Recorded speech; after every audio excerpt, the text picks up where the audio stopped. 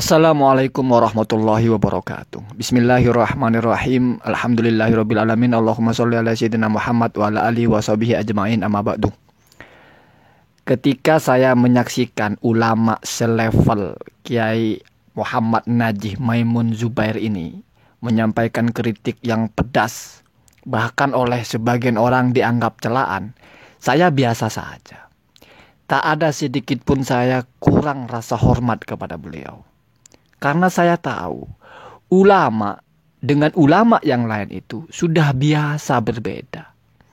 Dan perbedaan itu terkadang memang diekspresikan dengan komentar-komentar pedas. Ini sudah sesuatu yang menjadi ciri khas dari dinamika keilmuan. Kita runut mulai dari berdirinya NU saja. Ketika Yai Hasyim Asy'ari ingin mendirikan NU, ada saja sekelas ulama juga yang protes, menganggap ini langkah sebagai upaya Yai Hasyim mendapatkan jabatan, seperti ingin membuat organisasi untuk mobil politik gitu, atau untuk kendaraan politik gitu. Yai Hasyim biasa aja. Bahkan dalam debat ilmiah, Yai Hasyim itu mengarang kitab Al-Jasus fi Risalati Hurmati An-Nakush kalau tidak salah ya. Al-Jasus itu telaah yang mendalam ya, tentang haramnya kentongan gitu. Kemudian setelah itu kitab menyebar, dibacalah oleh ulama yang juga top, Kiai Fakih Mas Kumambang. Beliau mengkanter itu dengan kitab yang sebetulnya meledek kalau secara judul ya, seperti mencela kalau dalam judulnya. Kenapa? Karena judulnya Hadzur Ru'ush fi Raddi Al-Jasus ala Tahrimi An-Nakush, kalau tidak salah begitu ya. Hadzur Ru'ush ini geleng-geleng kepala gitu, menggeleng-gelengkan kepala di dalam menolak kitab yang isinya mengharamkan kentongan. Artinya kan aneh, kok bisa kentongan haram itu? Seolah-olah itu bukan keluar dari seorang allamah Mbah Yai Hasyim Asy'ari. Dan itu biasa seperti itu. Enggak ada lalu dianggap dua ulama ini saling mencela. Enggak ada, biasa saja. Followernya Nahdliyin sejati menghadapi itu biasa saja. Mbah Wahab Hasbullah dengan Kiai Khalil Bisri, Kiai Bisri Sanzuri itu memang seringkali tidak sepakat. Bahkan memang sudah terkenal itu. Ketika NU keluar dari Masyumi, yang satunya sepakat, satunya tidak sepakat. Hukum drum band, yang satunya setuju, satunya tidak setuju. Selalu seperti itu. Sudah wajar itu. Dan tidak meretakkan apa-apa. Mereka tetap kokoh sebagai ulama NU. Enggak ada itu yang keluar. Enggak ada yang memusuhi. Enggak ada. Begitu juga Yai Najih. Tidak mungkin beliau itu memusuhi NU. Beliau itu tokoh NU tulen, tetap di dalam NU bagaimanapun. Saya hakul yakin seperti itu. Profesor Dr. Ahmad Zahra sama saja. Hanya kadang-kadang ulama itu mengekspresikan perbedaannya itu terkadang memang dengan bahasa yang tajam. Dan ini bukan hal yang baru. Bahkan mungkin sudah 1000 tahun sudah biasa hal itu terjadi. Misalnya di zaman sahabat saja, ketika Sayyidah Aisyah mengkritik Ibnu Umar karena memerintahkan orang perempuan untuk membuka ikatan rambutnya ketika mau mandi besar, itu dikritiknya luar biasa sama Sayyidah Aisyah. Kata Sayyidah Aisyah, kenapa nggak sekalian aja Ibnu Umar itu nyuruh perempuan itu kalau mau mandi besar itu disuruh botak aja rambutnya. Itu kan kritik yang pedas itu.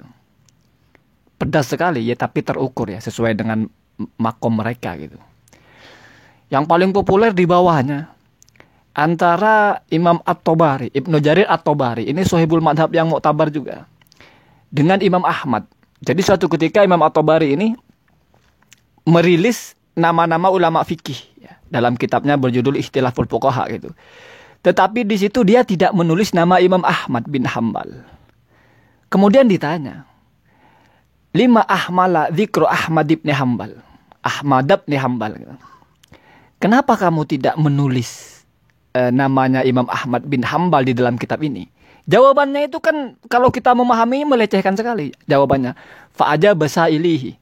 Maka Imam At-Tabari ini menjawab kepada orang-orang yang menanyakan itu, innahu laisa illa muhaddisan katanya. Sesungguhnya Imam Ahmad itu hanyalah seorang ahli hadis, bukan ahli fikih. Ini At-Tabari yang ngomong. Siapa yang meragukan keulamaannya At-Tabari? Tetapi di satu sisi siapa yang meragukan keulamaannya Imam Ahmad bin Hambal?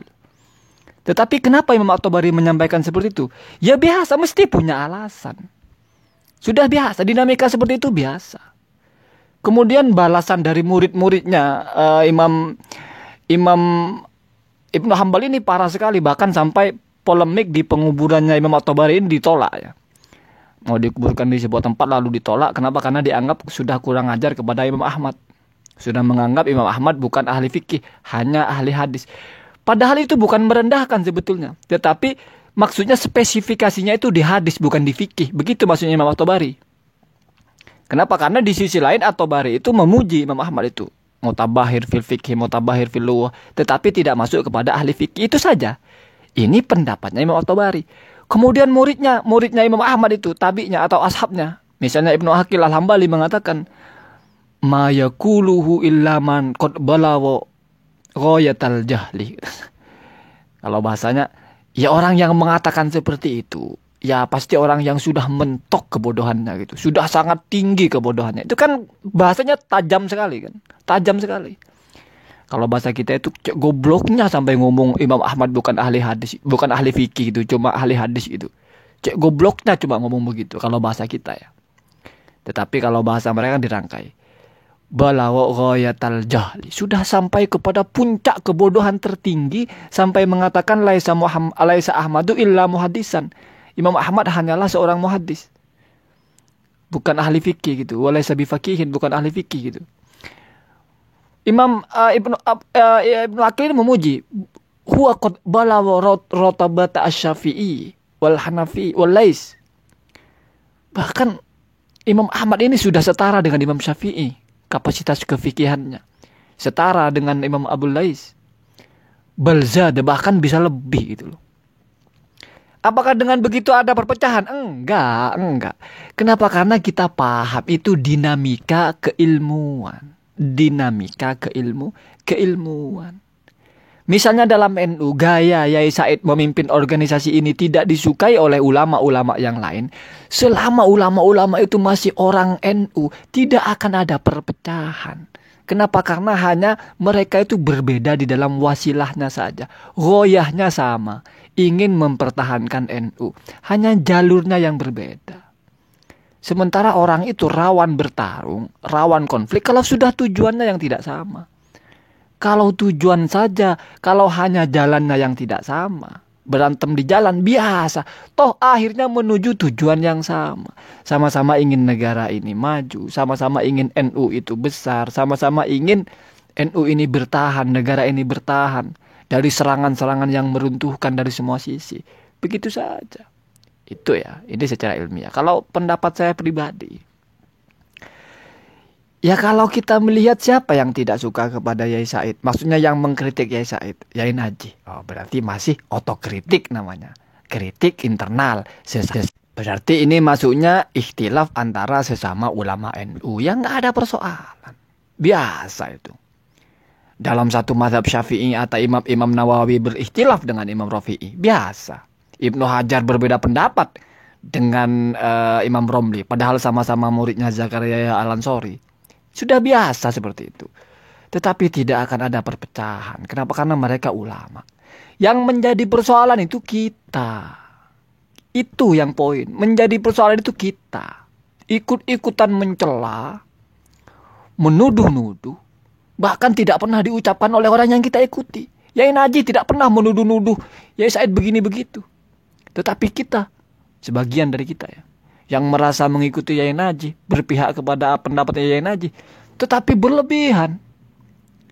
Ya itulah yang namanya kita orang awam berlebihan. Makanya ini yang masalahnya di sini. Kalau sesama ulama pun mereka saling mencela, itu lain, itu urusan mereka. Itu ada makosidnya tersendiri. Mereka memahami itu kita. Tidak boleh kita bersikap seperti itu. Semoga ini bisa difahami. Assalamualaikum warahmatullahi wabarakatuh.